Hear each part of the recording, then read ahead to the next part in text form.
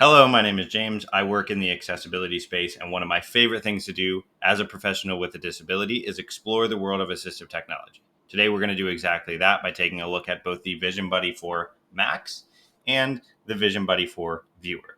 Let's jump in and take a look at both. All right, before we talk specs of both of these new headsets, let's talk about what comes in the box when it shows up at your front door. First thing you're going to see is your user guide. This is going to do all of your user guide stuff. It's going to tell you how to set it up, how to configure it, how to troubleshoot it, all of that good stuff. The second thing you're going to see in the box is this gray fabric soft hard shell case with the Vision Buddy logo on the front. Your headset's inside of here. We'll get to this in a minute.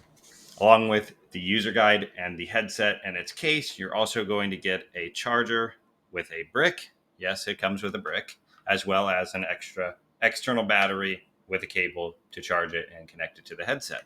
And lastly, at the bottom of the box, you're going to see another box. Inside of this box is your TV hub with the power cable, the HDMI cable, and the TV hub itself. Everything you need to get it connected and set up with a TV. Okay, let's run through some of the Vision Buddy for Macs and Vision Buddy Viewer specs and some of the features of each of the headsets. We'll start with the Vision Buddy 4 Max. The first thing you'll notice front and center is that 16 megapixel Sony camera. Very, very good camera on a headset. Right next to that, you do have the charging port for the headset where you can plug in either the external battery or just plug the headset in generally to charge it. On the right-hand side of the headset, you have three buttons. The top one is going to be your zoom in button. The middle is going to be your change mode button. And the bottom is going to be your zoom out button. Moving to the bottom of the headset, we have the volume control buttons to turn the volume up and down, as well as a headphone jack.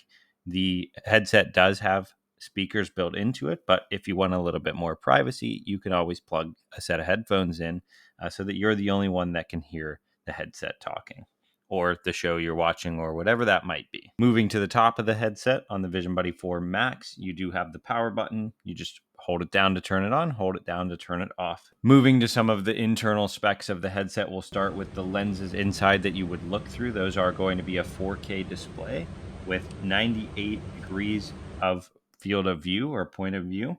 And the lenses are adjustable from 58 millimeters all the way up to 69 millimeters. There's three increments that you can adjust how far apart the lenses are based on your eyes and what's most comfortable for you. And then with the headset itself, you do have those Velcro adjustable straps on both of the sides to properly size and fit the headset to you. As far as how long this headset is going to last, the internal battery runs for 2.5 hours. However, it does come with that external battery that can give you an additional 6 hours of use, bringing the total time that you could possibly use the headset to 8.5 hours before it would need a charge. Getting into the different modes, so you have that button on the side that's going to change between the three modes. You have the magnifier mode that allows you to zoom in to 10 times. With that 16 megapixel camera, the magnifier mode is super, super powerful. We'll test it out here in a little bit. You also have the reading mode, which allows you to read documents or invert your colors to be able to read things easier and more clearly.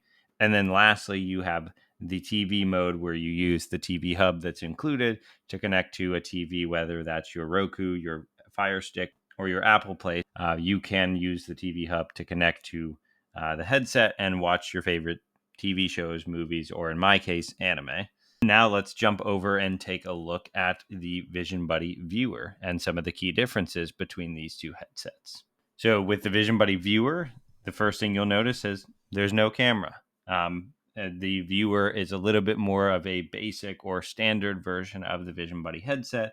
And one of the nice things about it not having the camera is that it does run a little bit lighter in terms of weight, meaning that it might be a little bit more comfortable if you're using it for an extended period of time. So just like the other headset, you still have your side buttons to zoom in, to zoom out. You do have your modes button. However, the only mode on the Viewer is TV mode. But that doesn't mean you can't use things like the CCTV Mini or the computer link because the viewer is compatible with them, unlike the Vision Buddy 4 Max. So if you're looking to connect to devices, the viewer definitely might be a little bit better of an option there. You do have your volume buttons on the bottom along with your headphone jack, just like the other one. The only real difference with the controls, though, is on the top.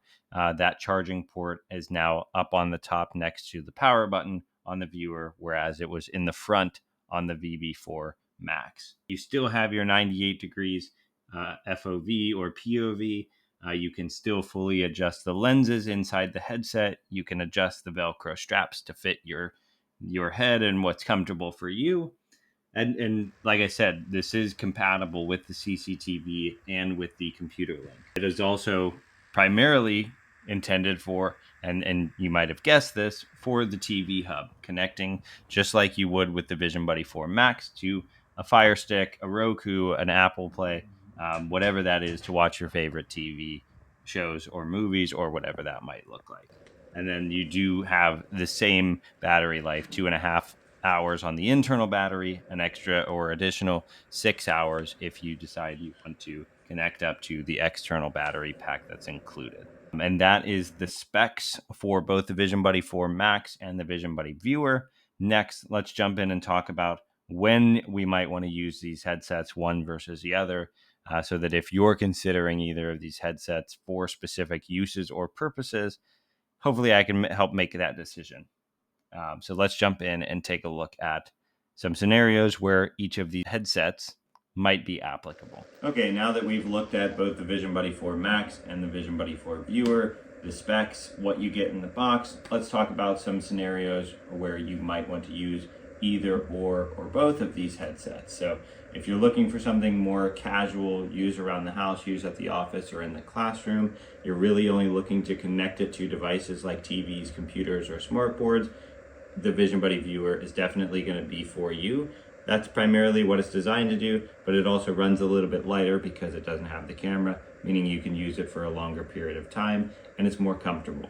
If you're looking for something a little bit more versatile, say you want to go to a live event, a sports game, you want to sit around and talk with friends and family and be able to see their faces, the Vision Buddy 4 Max might be a better option for you if you're somebody that likes to go out and about. However, disclaimer, don't walk around while wearing or using either of these headsets. That's not going to be safe.